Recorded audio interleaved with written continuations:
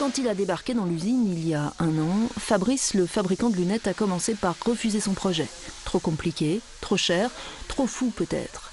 Et puis de folie en folie, 6 mois plus tard, il a accepté et même aimé la proposition de l'entrepreneur, plutôt atypique et déterminé.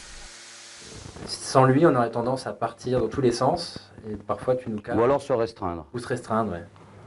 Voilà. Sur la première collection, c'était trop restreint, et c'est lui qui nous a dit prenez d'autres couleurs, testez. Et ça a bien fonctionné. Oui, vous avez bien déconné, ouais. Déconner à 30 ans, jusque-là, rien d'anormal. Original, certainement, en revisitant la célèbre paire de lunettes de glacier des années 70. Ouais, il n'y a rien sur le marché qui ressemble à ça. Pas vrai? Complètement.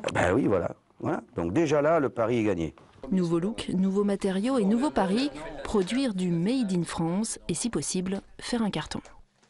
Faire du Made in France, ça coûte cher, c'est 3,5 fois plus cher que si vous la faisiez faire en Chine, à qualité égale.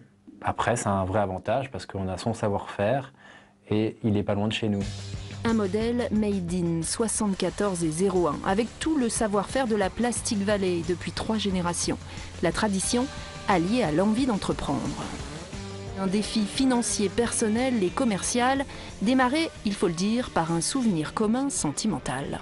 Ce qu'on voulait, c'était avant tout avoir un nom qui nous fasse, qui nous noue de l'émotion, qui soit court et qui nous rappelle les années 80.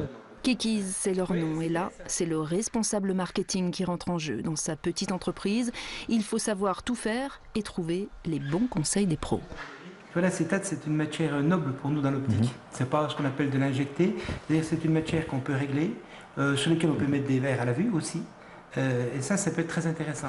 5 millions de paires de lunettes solaires sont vendues en France chaque année. Un groupe détient 60% du marché. Alors va-t-il se faire une petite place au show?